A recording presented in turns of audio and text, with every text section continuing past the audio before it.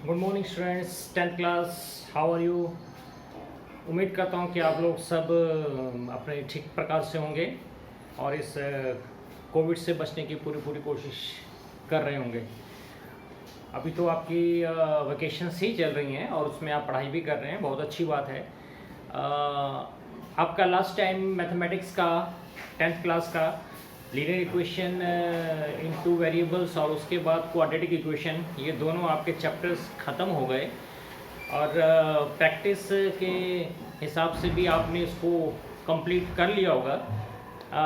But मैं चाहूँगा कि आप इसका अपने नोट्स अपने पास ज़रूर बना के रखिए आके अपनी प्रैक्टिस के लिए।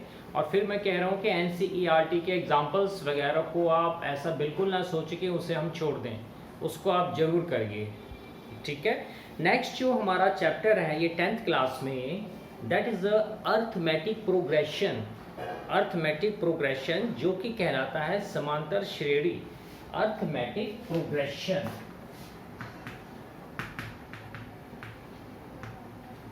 Arithmetic progression.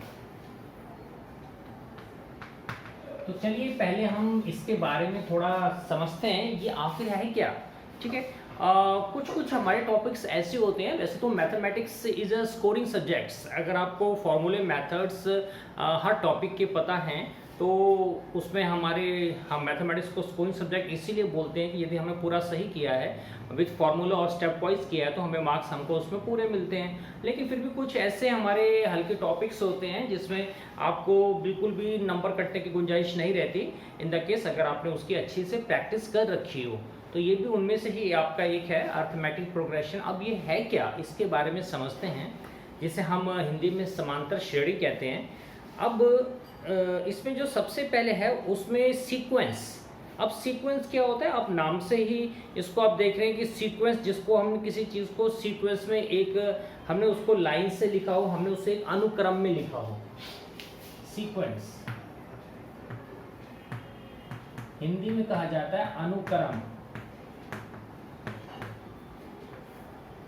अनुक्रम, ये क्या है अनुक्रम। अब ये अनुक्रम में अगर मैं देखिए, अगर मैं आपको संख्या लिख रहा हूँ, मैं लिख रहा हूँ 2 4 8 10 12 15, तो ये एक सीक्वेंस। अब ये सीक्वेंस कैसे है, क्योंकि ये सारे के सारे मैंने एक पर्टिकुलर यानी एक क्रम में लिखे हैं। वो क्रम क्या है, इंक्रीजिंग ऑर्डर में, पहले छोटा फिर उससे बड़ा फिर उससे बड़ा फिर उससे बड़ा फिर उससे बड़ा फिर उससे बड़ा।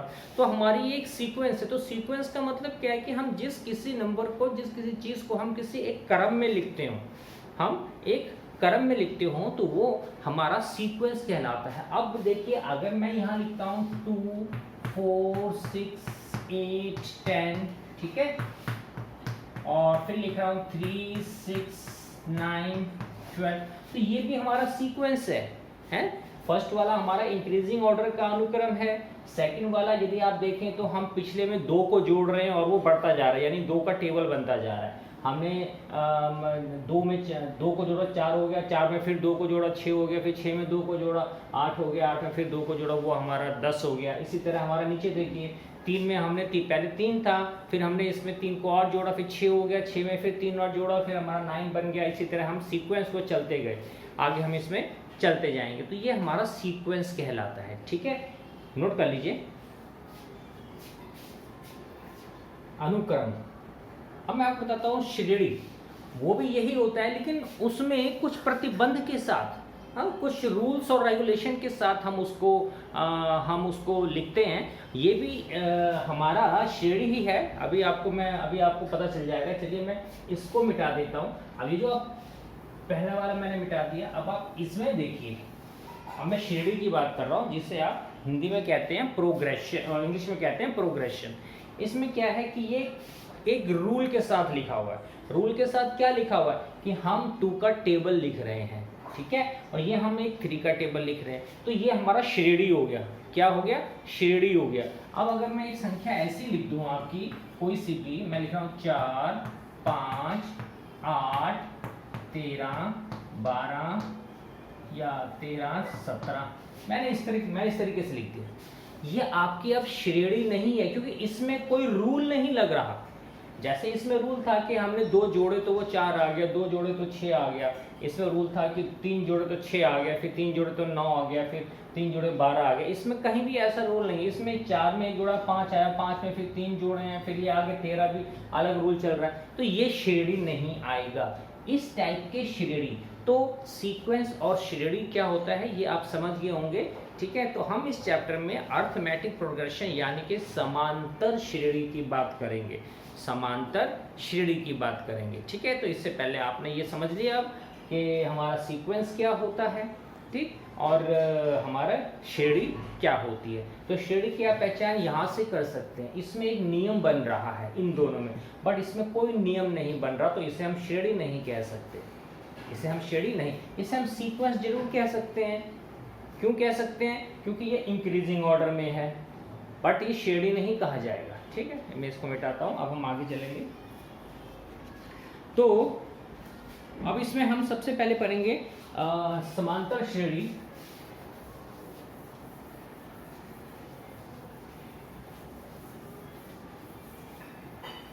अब देखिए ये समांतर श्रेणी का आखिर क्या इसका जो है मतलब होता है। हमारे पास नंबर्स दिए हुए होते हैं, जैसे अब मेरे को ये लिखा हुआ है 2 4 6 8 10 12 इस तरीके से लिखा हुआ है, ठीक है। अब इस नंबर को, ये जो पहला नंबर है, इससे मैं कहूँगा A1, इसे A2, इसे A3, A4, A5, A6। ये हमारी श्रेणी कैसे बनेगी, एक नियम के साथ हमारी कैसे बनेगी। हम ये जो इनमें आपस में एक अंतर होता है, इनमें आपस में एक अंतर होता है, वो अंतर क्या है?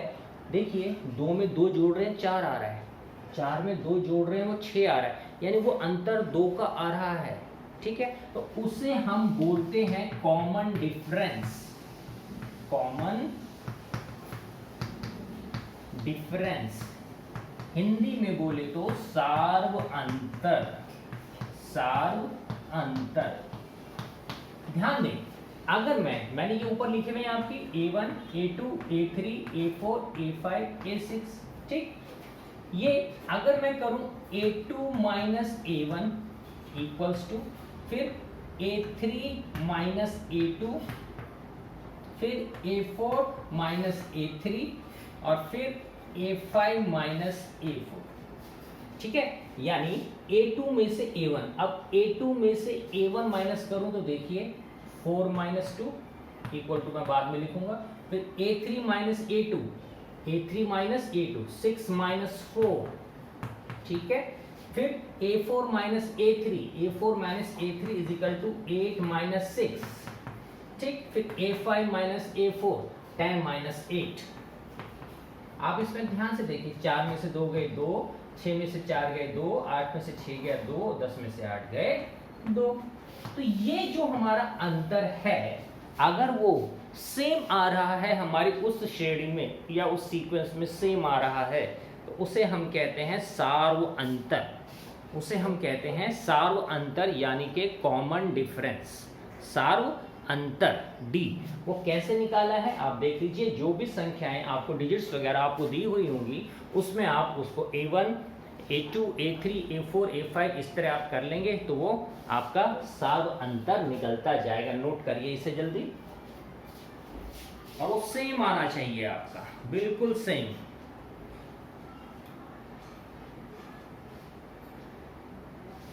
तो हम लिख सकते हैं A2 is equal to A1 plus D, A3 is equal to A2 plus D, A4 is equal to A3 plus D, A5 is equal to A4 plus D। देखिए सेम चीज है, जो मैंने यहां किया वही सेम चीज है।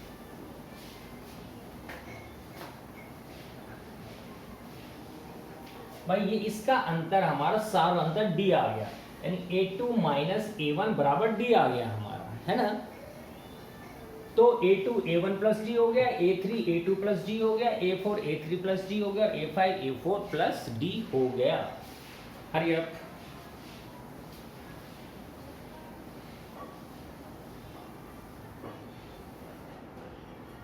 चलते हैं आगे।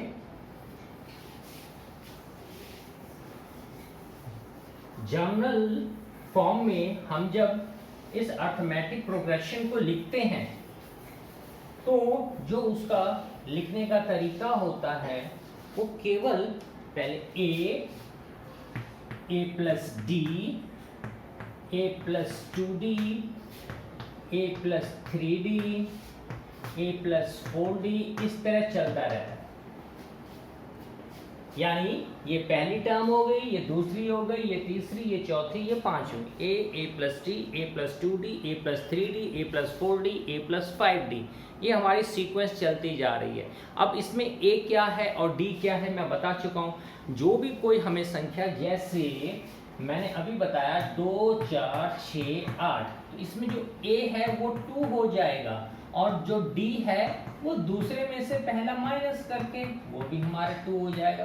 तो a और d निकालने का तरीका, तो a तो हमारी जो स्टार्टिंग का नंबर है वो हमारा a हो जाएगा और उसके d जो अगले में से पहले को माइनस कर देंगे वो हमारा d आ जाएगा। तो a और d आपको पता होना चाहिए और ये जो इसकी जर्नल इक्वेशन है सीक्वेंस की या समांतर श्रेणी की वो आपको पता होनी चाहिए। वो a plus d, a plus 2d, a plus 3d, a plus 4d होती है। अब इसके ऊपर मैं क्वेश्चन आपको दूंगा तो आपको पता चल जाएगा कि मैं क्या समझा रहा हूं आपको, ठीक है।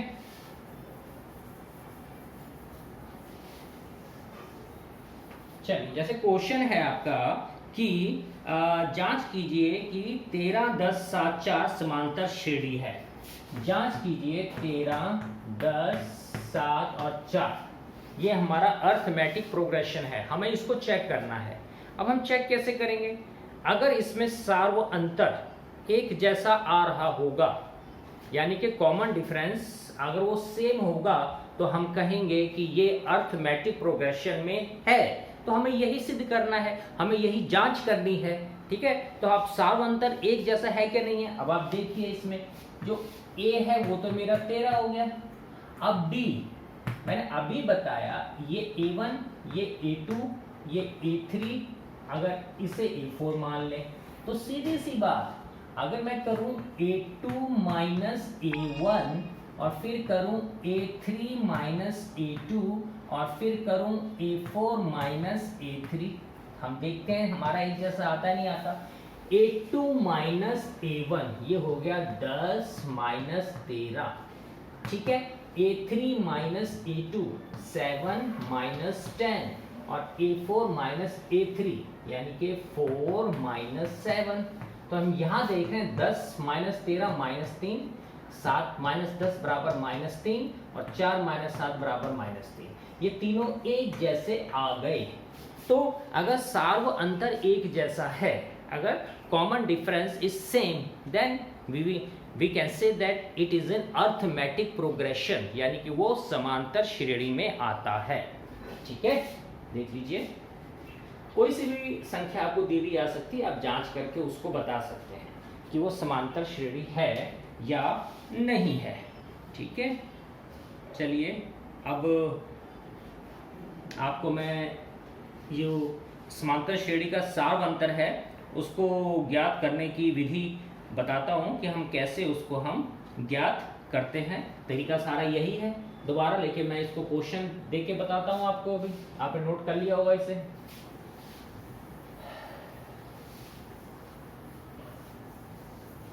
ओके, राइट डाउन आपको लिखना पड़ेगा कि इनका सार्व अंतर ज्ञात कीजिए। 3 माइनस 2 माइनस 7 माइनस 12, 3 माइनस 2 और फिर हम माइनस 7 और माइनस 12, माइनस 7 और माइनस 12। यहाँ ये कह रहे हैं कि सार्व अंतर d को निकालो, सार्व अंतर ज्ञात करो।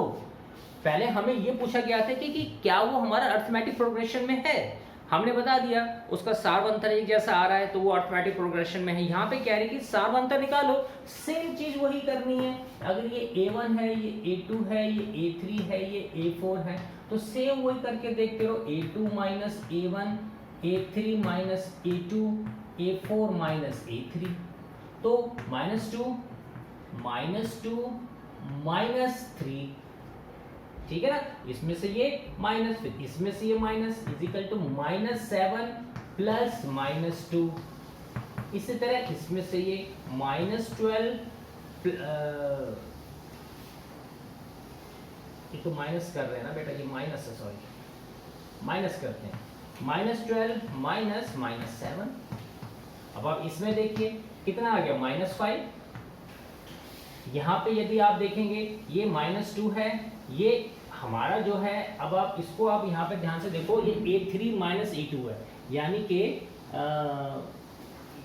ये 7 है, ये सॉरी ये 7 है, A3 - A2 ये -7 है, सॉरी -7।